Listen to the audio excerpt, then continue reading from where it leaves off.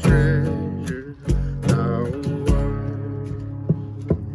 My King of heaven, my victory won. May I reach heaven's joys, oh bright heaven's sun. Part of my own heart will ever be full. Still be my vision,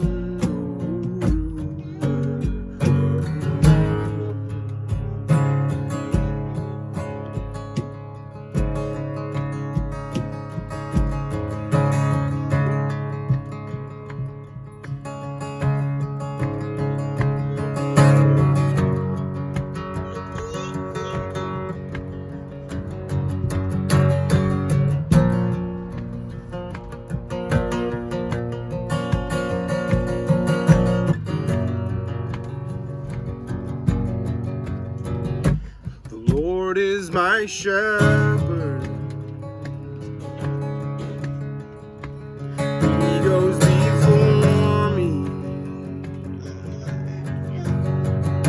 defender behind me. I won't fear. I'm filled with anointing. My cup's overflowing. No weapon can harm me. I won't fear.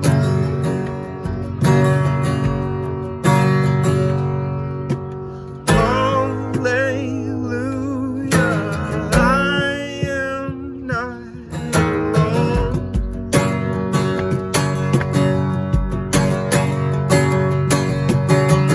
He's my comfort, always holds me close. He always guides me. Mountains and valleys, His joy is refreshing, restores my soul. Let mercy and goodness give me assurance. Let all see His glory, face to face.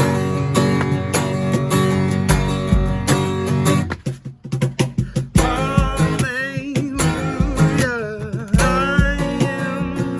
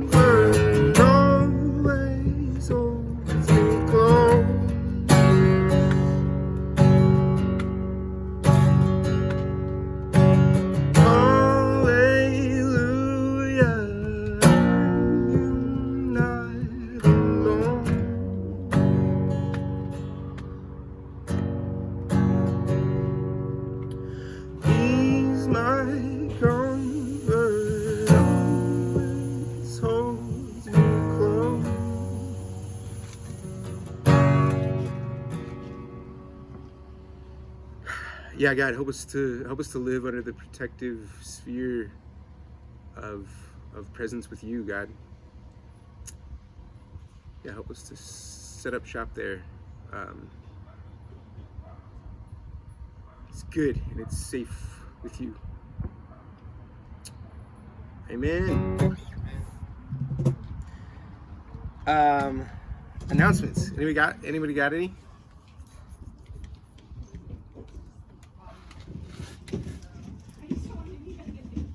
I have just less of an announcement and more of an idea and a really really bomb life hack.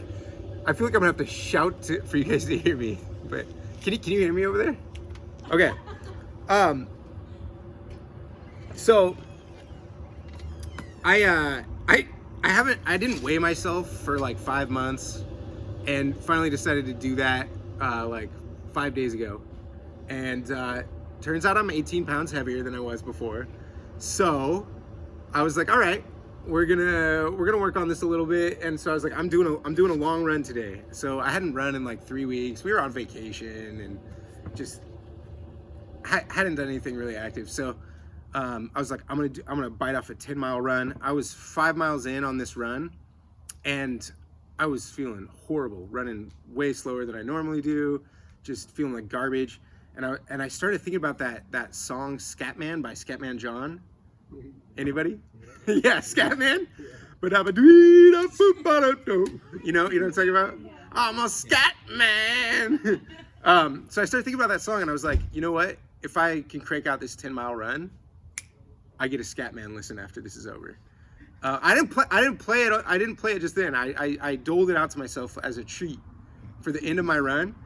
And it started ironic, but as I listened to that song and all the unabashed just joy for life inside of the Scatman, gleeful, just like childlike emotions just filled up my heart at the end. I know it's like some of it's probably I just ran 10 miles and I was really glad to be done with that. But I thought, man, there's power in this Scatman thing. So I called some of my friends. I told them about my Scatman experience, and I've got testimonials. I was calling friends. I was calling up friends like, you gotta get in on the Scatman thing. Like, set a goal for yourself, something that's really hard, and if you achieve it, you get one listen of Scatman. No repeat listens, only one. It's really hard. You gotta limit it to one, because you gotta dole out the Scatman. My brother, he's been breaking the rule. He sent me a video of himself just like dancing to Scatman. That's what happens if you start breaking the rule and going off the rails. Some people don't know the song, so we'll have to play it once church is over. I don't know. I don't get to. So my new rule is I don't get to listen to Scatman. I'll have to leave. I'll leave, and you guys can listen to Scatman. But here's my thing. The Scatman thing has power. I know it does. My friends have been texting me saying this thing works. Like, I'm pushing myself harder. I have another friend that he went for a big old run, an 18-mile run, and I am not lying to you. I really believe he's not lying to me. At the end of his 18-mile run, he ended on the beach, and there was a dude sitting there on his computer listening to a cover of Scatman. Like, what are the chances? There's a cosmic power going on with Scatman. So if you have some self-actualization goal, and actually we're gonna do this, we're gonna go around the circle, and what you got to think of, what's this goal that I'm after? Maybe it's I want to do an 8-mile run. Maybe it's I want to do a 1-mile run. Maybe it's I want to do a half an hour of quiet time with Jesus. Maybe it's I want to sign a big account for my business. Set a goal, because we've all got these COVID goals right now. I want to read a book. Set a goal, and if you do it, you get only one listen of Scatman. And if you start doing this, like if you hear Scatman at a grocery store or whatever, you gotta walk out. You gotta get out. Like, you gotta earn the Scatman. So let's go around the circle. And what's your Scatman goal? Like, what's something you want to achieve right now in quarantine? And then the thing is, like, if you do it, you get a Scatman listen. I want you to post what you did on our messenger. as well as what it felt like to listen to Scatman. So let's go around. Well, that's a big question. Well, people might already have an answer. I got one. What is it? I have a list this long to do little repairs on my car and my motorcycle. Yeah. So if I could do one a day, Yeah. or when I do one, complete one, then I can. Listen to Scatman. Yeah. Nice.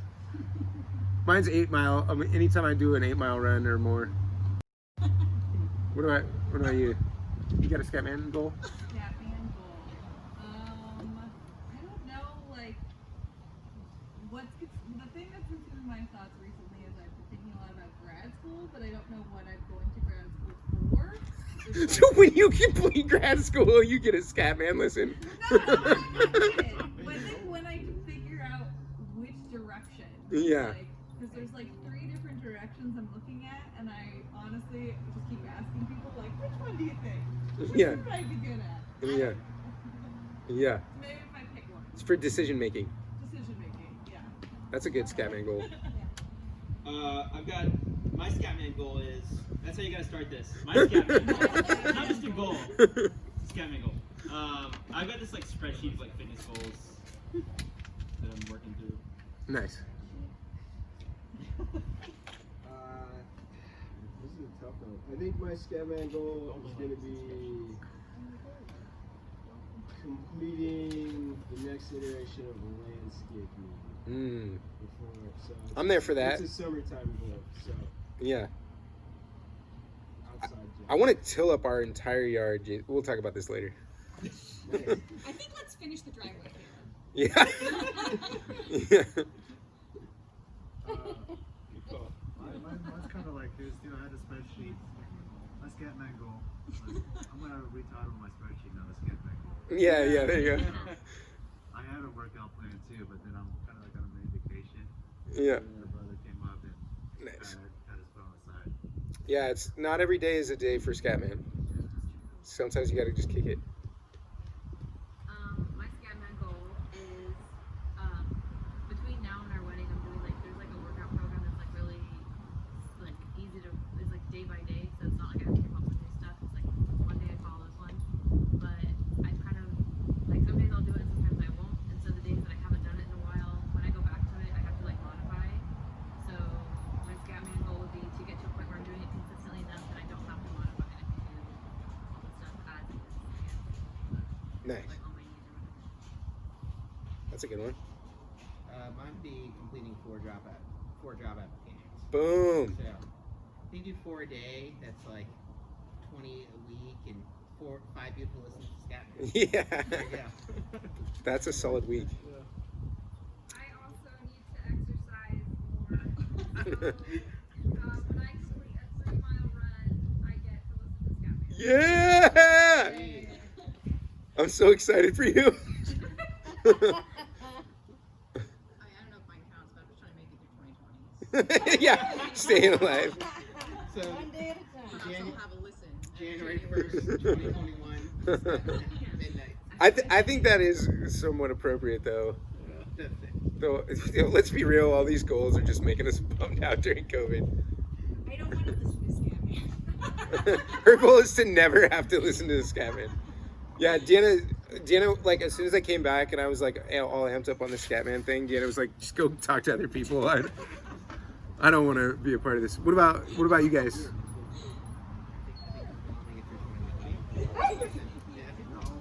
Give us your Scatman goals online, folks. Can we not hear them? You're muted. You're muted, Eduardo. Or we haven't done it, the audio correctly. Oh, can you guys hear him? Recorded any of them. Maybe it's this. They were. I think this died. Let's see. Eduardo, Oh, I want to hear your Scatman goal. Okay, what's your Scatman goal? Eduardo.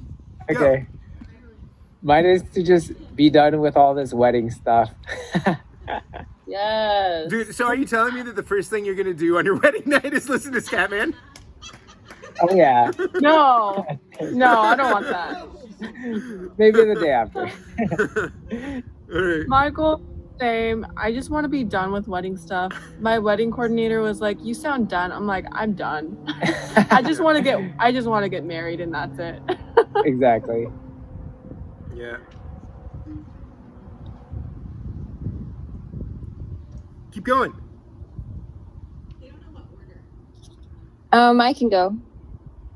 Mine would be I need to be more disciplined about going to bed and like getting sleep. So mine would be get 7 hours of sleep in a night. Woo! That's hard. That's a hella good one. I don't know because I have hella goals, so I don't really have one goal. What's a good one to bite off? I mean, I feel like I could look at my list of dance routines that I'm working on right now. That would probably be it. Probably finish the choreography that I need to shoot next week. That would be my Scatman goal. Good. Good. I guess Gina. I'm gonna say my Scatman goal is to finish reading the anti-racist book that we're doing for book club. That's a good because I'm kind of behind. So each chapter, I'll get to listen. This one. Yeah. Mm-hmm. I need to sign up for an online class probably today because they start tomorrow. So yeah, Scatman tonight. You're getting That's awesome. Okay. When I told Dom about this, he was like, "Are you gonna make all of church about this?" I was like, and for a few minutes, I was like, maybe we could squeeze a whole church service out of the Scatman thing. But I didn't. If I had, I would have gotten a Scatman lesson, but I didn't.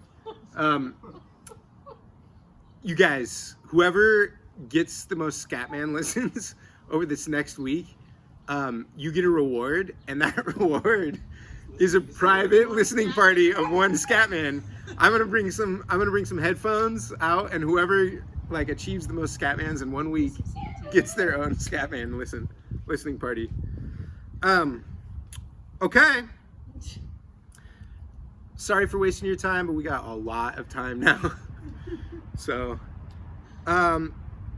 before we get started on the actual spiritual content, think about what are yeah. Think about what are a couple of things that you've been stressed out about or afraid about over the past couple of weeks. Stressed or afraid past couple of weeks. You have 2 minutes to think about it. Here's some.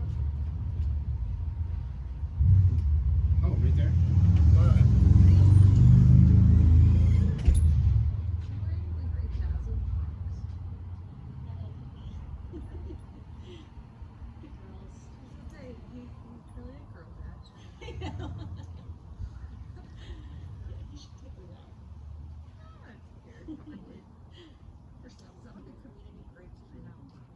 Yes, there's also bananas and granola bars in here.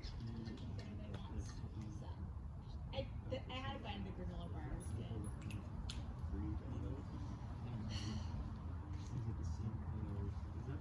Think about it.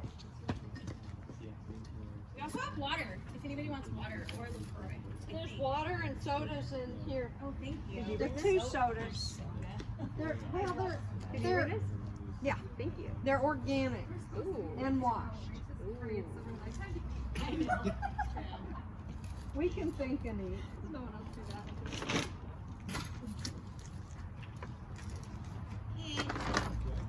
Feel free to sit wherever you want. Thank you. Did we not start yet? We did. You're thinking about what has been making us afraid or fearful. Everything. So that's why I'm going to the grave. They're washed, organic. Not a fears at all. Goodness. You treated No one's made any progress on Just started eating. Anybody have any? We're not gonna have everyone share on this one, but do a few people want to share about something you've been either afraid of about or stressed out about?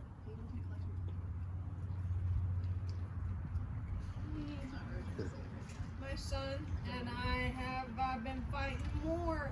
Feels like since COVID Mhm. than we ever have. Ever. I mean, like we're like best friends, and we just been knocking heads and saying the meanest things to each other that we've never said. He's 30, and we never went through those terrible teen years, but it's like this last few months have just been off the wall. Yeah.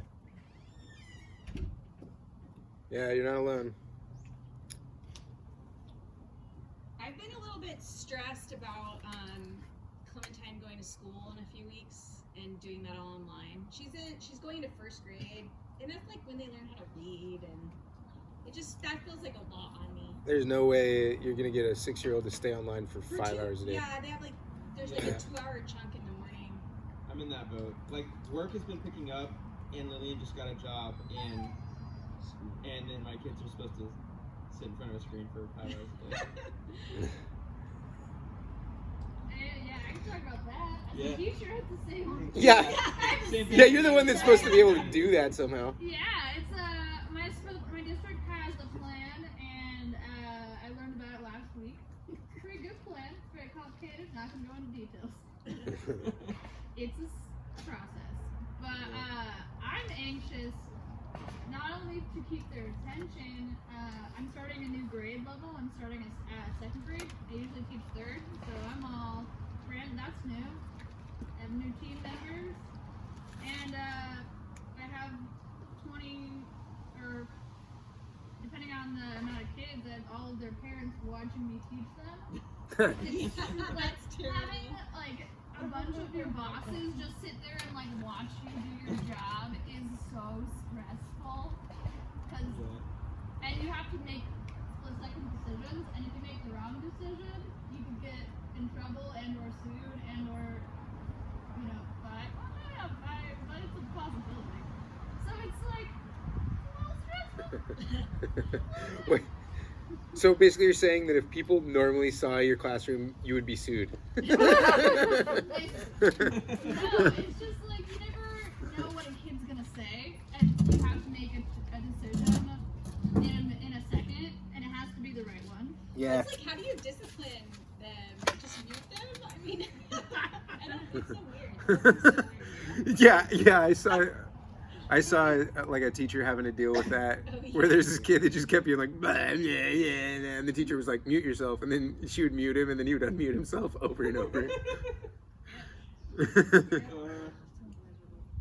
Yeah.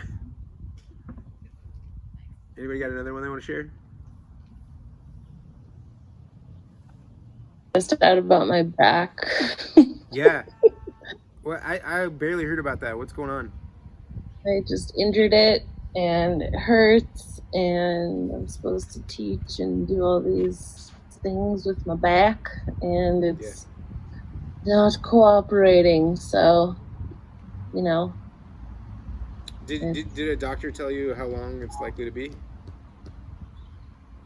For the rest of my life, no. I mean, I've gone to PT for it, and it's gotten better, and I haven't done all my PT every single day and everything, so it's kind of on me. Yeah. But, No one ever does that. well, some people do. They're special. So I'm going to new back doctors, which is, it's not really stressful. It's just like annoying and painful. Yeah. Unpleasant. Yeah, I want us to have some of these things kind of going on in the background while we read and think about this. So I've done all the spiritual practices that we recommended for COVID-19. We got a bunch of them on our website. They're great. The only one that I've continued to do every day since COVID started is I memorized first, and now every day I'm reciting Psalm 16. And it feels like the reason that I picked Psalm 16 to begin with was it says, the boundary lines have fallen for me in pleasant places, which felt like something that might be good to be saying every day while I'm stuck in quarantine. But the more I've been doing it, I'm pretty sure that Psalm 16 has so many of the nutrients that you would need for a healthy spiritual life in it. Like that old question about if you could only take one item with you on to a desert island, and obviously you should take a Swiss Army knife. The spiritual version of that is like Psalm 16. Psalm 16 has been super good. So over the next like 4 weeks or so that I lead, Deanna's gonna lead on different stuff, but when I'm leading, like Psalm 16 has been my jam, so I'm gonna lead on that for a little while. And tonight we're gonna do just one verse of it. Just verse 1. But let's go ahead and have somebody read the whole thing just to see what it is, and then we'll just talk about verse 1.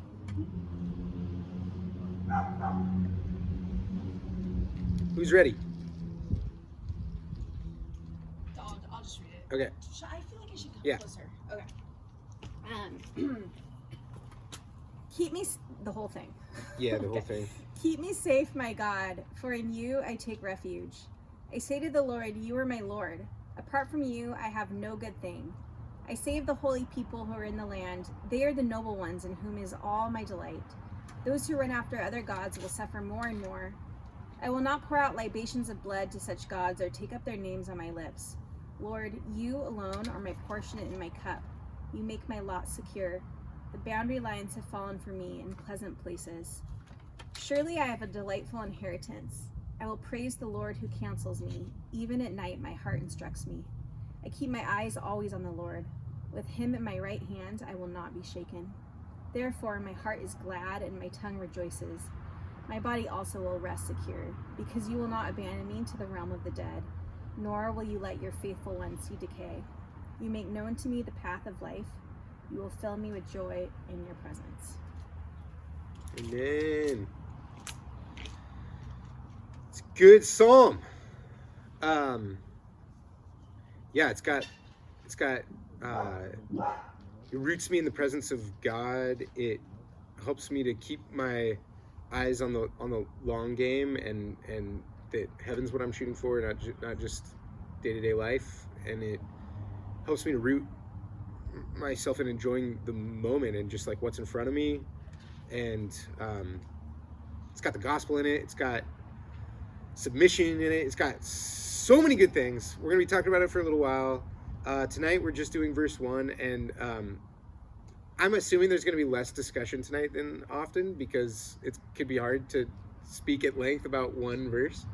It's pretty straightforward, but are there any thoughts, feelings, observations, questions that come up from verse 1?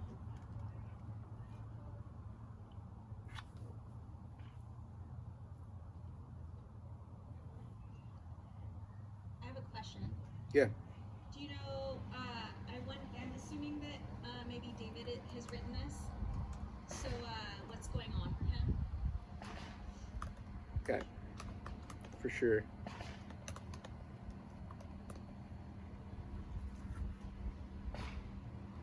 What else? Go. I like that he says my God. Yeah. Yeah, we're going to dip into that idea a ton next week, because he's like, I will say to the Lord, you are my Lord. Yeah.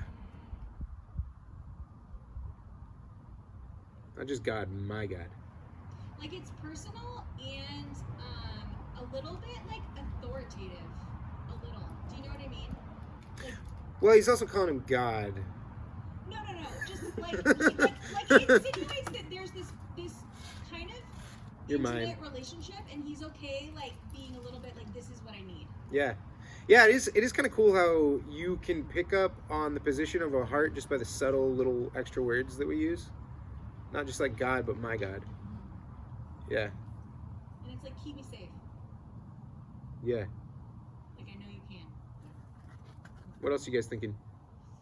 Yeah, that's a good point. That like he already feels confident in it. He's like, I know you will. Like, this is what I need. It's not like he's questioning, can you? He's like, I know you can, so please do. Yeah.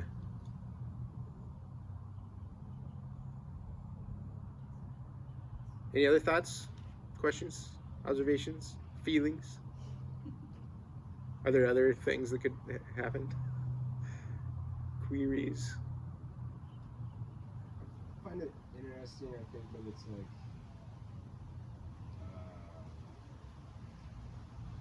almost passive, like the shelter and the safety piece. As opposed Yeah. to, I think when a lot of my prayers focus around like give me strength, give me courage. Oh yeah. You know, and it's not like let me put down my weapons and Come be safe. shelter. Yeah, I love that picture. We're gonna play with that idea a lot. Like, it's shelter. Like, it's something I come under, and it keeps me safe. Yeah. What? So I think you just said this, but like, why would God be called a refuge?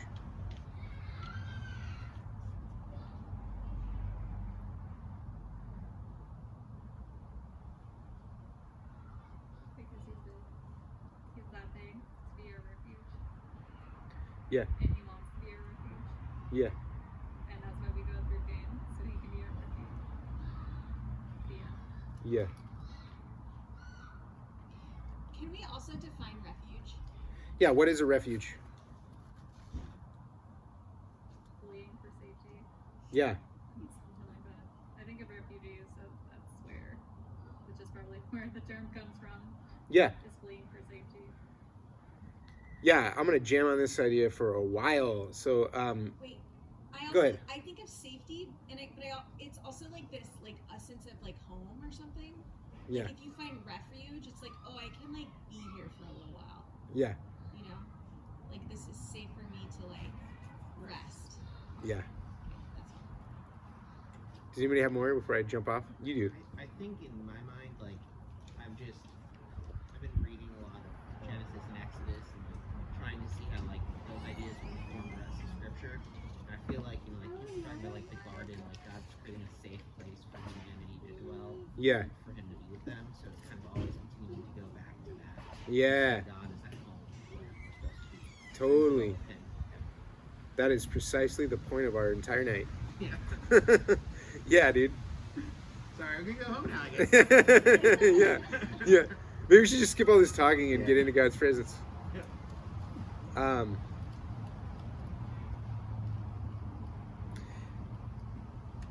Any other thoughts you guys want to share?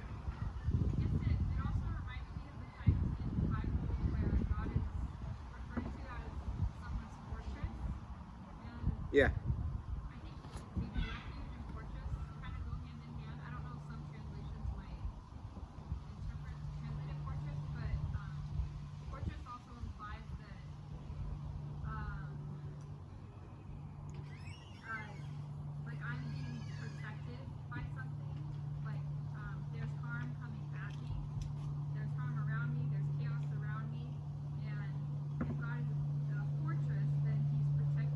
Yep. Like I need to be protected, and God is that big protection.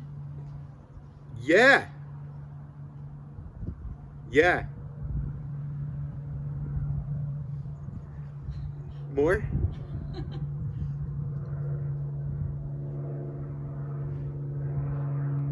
You guys got what it took me like 5 months to get.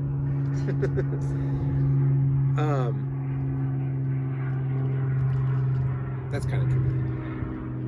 So the question, like, and like you said, like, refuges are for refugees, and what was going on with David is he was a refugee. The king wanted to kill him, and so when he says, "In you I take refuge," this is not a metaphor. This is like, it's like something real that's happening in his life. So the backstory is like, did the kids get a movie, Deanna? Yeah. Do they have a movie? Yes, they Okay. do. And they get snacks. So David killed Goliath. Most people know that part. David was this really rad musician. He's good looking. Everybody loves David. And Saul, the king, loves David. He thinks he's awesome, and he's just got him playing music for him all the time. But something starts happening where David's winning all these battles, and the people start respecting David more than Saul. And Saul starts to realize that God's hand is over David in a way that it's not over Saul. And so he gets super jealous. And at first what happens is, it says this evil spirit came over Saul, and he tried to stab David with a spear. He's like, I will pin you on the wall. And he's chased David around. But David wants to believe, like, he doesn't actually want to kill me. This was just like an evil spirit thing that came over him, and I'm gonna stay. And I think that part of what David wants is like, A, he loves Saul. He's dedicated himself to Saul.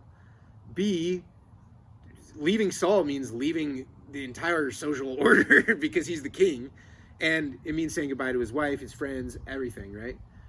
So Saul does this 3 times, tries to kill him.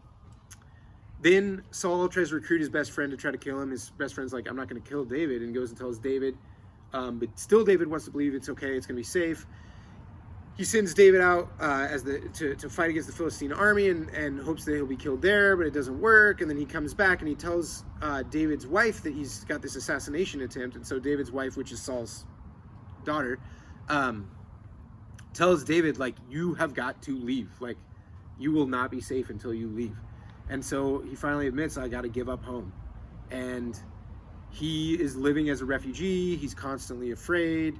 The way that he puts it in verse 20 is, there's only a step between me and death. That's a horrible way to live, right? And so does anybody here have either an experience being a refugee? Probably not, but maybe. Or have you ever known someone who was a refugee? Yeah. I almost had a roommate who lives, she had refugee status. And it was actually, I think I found out, like, in Seattle, they're not as welcoming as you would expect. And landlords will turn away people who have refugee status. And that's partially because getting background checks kind of hard because we don't have Social Security or credits to rely on. And this one girl who was about to be my roommate was really worried because she put in her passport number instead of her, like, she didn't have Social Security or anything to rely on. And ended up finding a place somewhere else, but then I just kind of realized,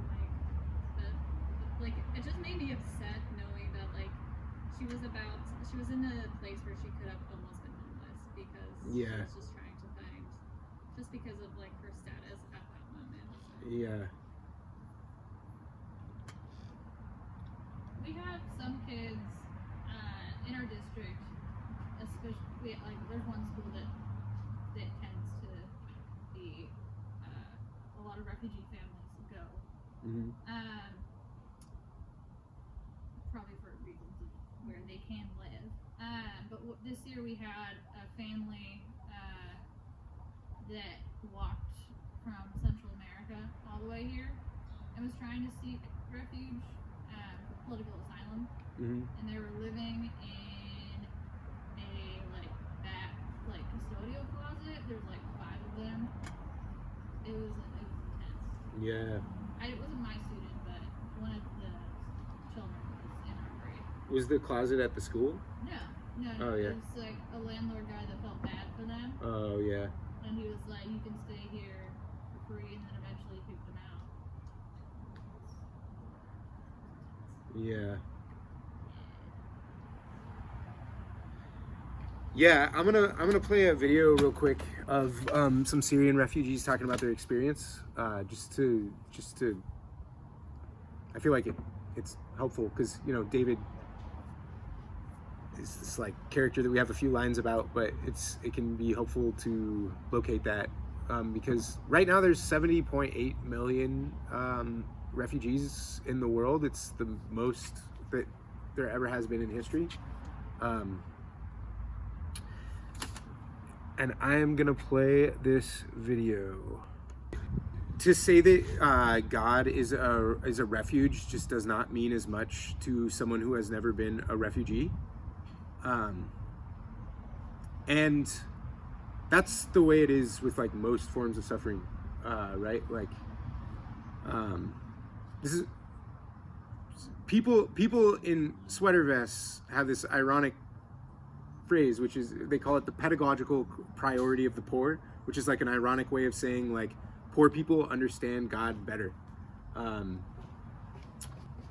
And so people who've been a refugee, they understand what this offer from God. They understand the depth of the goodness of it better than we're going to be able to for the most part. And David would have understood all the stuff that these people were talking about. The feelings of like, why am I being punished when all I was trying to do was help? Like, I have totally lost all these things that were comfortable and normal and familiar, and they're gone. Think about the loneliness and the sleeplessness. And so when David says, God, you are my refuge, that is a hard-fought statement. And he's not saying it because it was embroidered on his grandma's pillow. Like, he's had to risk it all to be able to say that. We will not be able to understand the depth of what that offer from God is. But the big story of Scripture is that we are spiritual refugees, like Chris was talking about.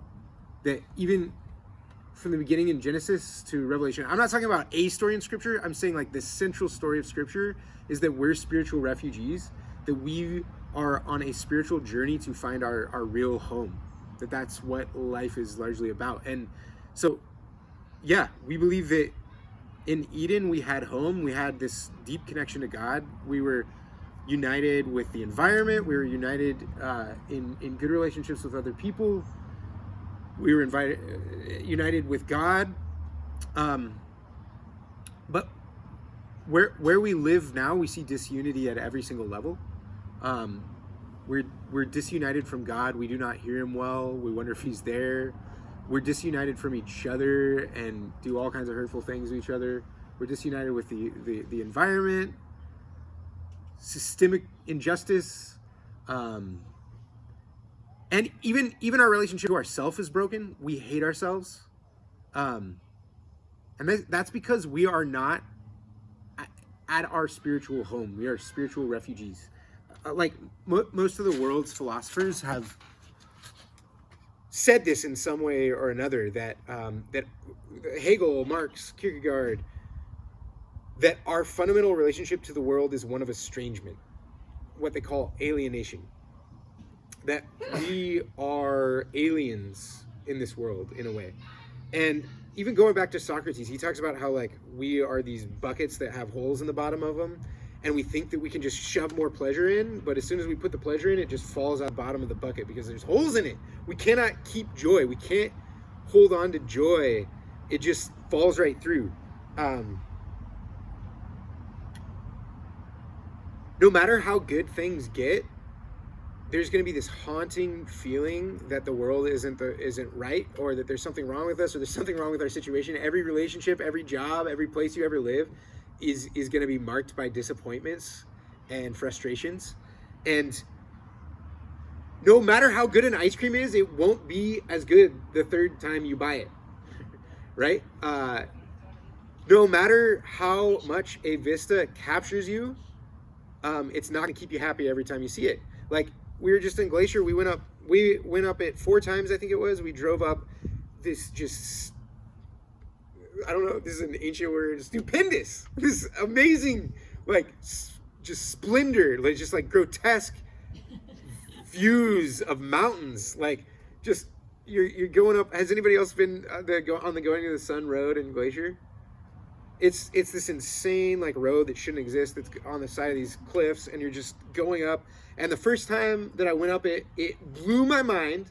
The second time I went up it, I was like, this is super cool. The third time I went up it, I was like, I'm cranky. Why do I have to drive? Because we're buckets that have holes in them, because we are spiritual refugees, because this is not our home. It doesn't satisfy the basic longings of our heart. And even the best days, like when we're out paddleboarding on Lake McDonald and Glacier, and there's just all this beauty in front of us, nothing wrong with that, totally perfect. But even those best days are bittersweet because you know that they're not going to last. I'm here now. That's not going on anymore, right? We know it's not going to last. We've been watching a whole lot of Alone, the TV show. Anybody watching Alone? Survival woman Yeah. in the Arctic? Yeah, I yeah. watched it. Oh, so good. It's so good. Yeah, especially the Arctic one. Although I've combed through 3 seasons in about 3 weeks, which shows you how much I've alone I'm only watching. seen the Arctic one. Yeah. So they take these like survivalist experts who've trained their whole life to be survivalists and stuff, and they drop them in the middle of the woods, and whoever can by themselves, and whoever can stay there the longest wins. They get $500,000. So these are survivalist experts, and a bunch of them, I'd say maybe half of them or so, come in with this basic philosophy that is, I am going to build home. Like, I am going to make this place, I'm not a visitor. This is now home. And so I'm going to make a bomb cabin. I'm going to settle in. I'm going to set up a life that I enjoy. This will be my home. The longest that I've seen anybody in this show make it is 73 days. 73 days. Trained survivalist experts, but they're constantly cold. They are starving because there's not enough critters to kill. They are going super loopy. By like day 70, their brains just start breaking down, and the show is so awesome. Right? Why is it that these trained survivalist experts cannot create home there? It's because it lacks the basic infrastructure to support their lives, right? Not enough calories, not enough people, not the things that you need to create home. This world is not our home because it does not have the basic infrastructure to support the longings of our hearts. It doesn't have it. Tim Keller had a really good way of putting this. He said that this feeling of alienation, this feeling of being a spiritual refugee, this feeling that something's always wrong with my life, that it is our collective memory of Eden. It's our heart knowing itself and knowing this isn't enough. This isn't what it was for. And when David's saying, God, in you I find refuge, God is the only one who has the beauty and the security and the safety and the love that our hearts are oriented towards. And that's the only place we can get that. So when he says, God, you are a refuge, he's saying that we have a home. And the good news for all of us spiritual refugees and all of the 70.8 million refugees, which, by the way, biblical Christianity is in support of the refugees. From Honduras, wherever they're from, that is just biblical Christianity. Let's make that clear. And we are failing our brothers and sisters, and we will continue to fail our brothers and sisters.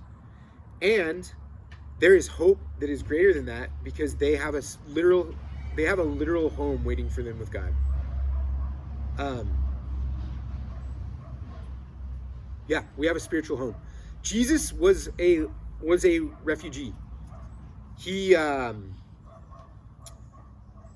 was born under a genocidal ruler that had decided he was going to kill all of the kids in Jesus's generation.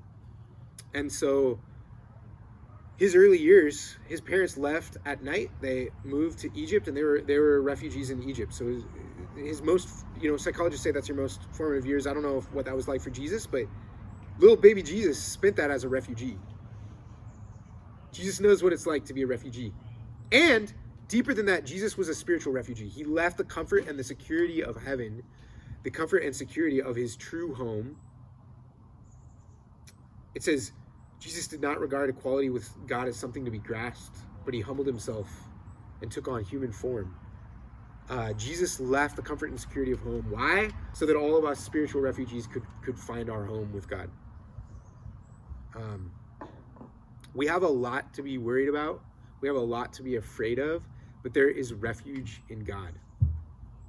And in a second, I'm going to play my guitar. We're going to have some silence, and there's some reflection questions at the bottom of your piece of paper, or it's online at the bottom. If you scroll down, there's some reflection questions that I want us to think about in the silence. Here's my final thought, and this was something that Casey talked about. But for a refuge to work, you have to stay in it. For a refuge to work, you got to be in it. And as soon as you walk out of it, you are vulnerable to dangers, right? That's what this picture is saying, is that there are these dangers outside of the protective presence of God that you are vulnerable to. And so let's make this clear. This is not, when we say God is a refuge, that's not an idea to visit for an hour at church. That's a place to live. That's a place to dwell. Like always. We need a prayer practice right now, you guys. When I step out of the protective covering of space with God, I'm vulnerable to all this stupid crap. I am, I've talked about it 100 times at church. Like, I'm vulnerable to feeling like I'm a failure and licking my wounds about that. I'm vulnerable to plugging the holes in the bottom of my bucket, trying to get just drinking alcohol. I'm vulnerable to taking on the world's perspective of who I am, which is a failed pastor of a dead religion, instead of seeing myself as being on this spiritual journey towards God's heart and becoming this beautiful being that God's calling me to be, right? When you step out of the protective space of God's covering, this culture is like an acid rain that's going to eat you up slowly or fast, but it's going to eat you up. It's pitching all the forms of sin at us. It's pitching pride, like, prove that your life is worth something. Be successful. Work harder. What you're doing isn't good enough. It's pitching envy. Look at all these other people that are successful. Look at all these other people who have the right look, who have the best clothes, and they somehow made sourdough. Like, look at these on Instagram, right? It's pitching wrath. Our culture has some very justified anger about racism right now, and that is a beautiful thing. But when wrath gets a hold of it, instead of demonstrating sacrificial love, hoping to win over people on the other side, it becomes about outing somebody on Twitter, canceling people. It becomes about wrath, right? Racial reconciliation needs to be about confession and forgiveness. And it feels like in some ways we're losing our roots in the tradition of MLK, which is rooted in Jesus. Of racial reconciliation is about confession and forgiveness, right? What else? I had a bunch. Greed, that will trick you into thinking that you should build your life around a paycheck. You should live this mild little life that's about a paycheck. It will steal your sense of meaning, right? Lust, that'll take away your ability to commit to a real person and experience real love. Gluttony, that will trick you into thinking that pleasure is happiness, and all the addictions and all the phone addictions and whatever that comes from that, right? This long isolation is exacerbating the acid rain that our culture already was. And so the stakes are really high right now, and we need a prayer practice. If you got to use Scatman to get there, use the Scatman. We need a prayer practice right now. We got to stay inside the protective presence of God.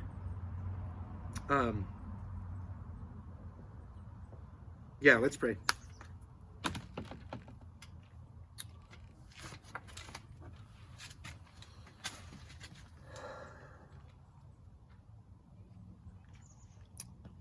Yeah, God, we want to take refuge in you.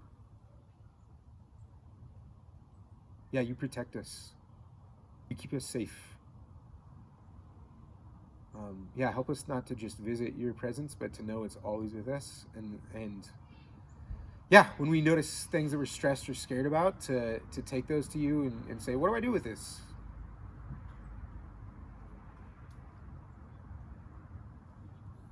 Yeah, God, we are here to speak to you right now and listen.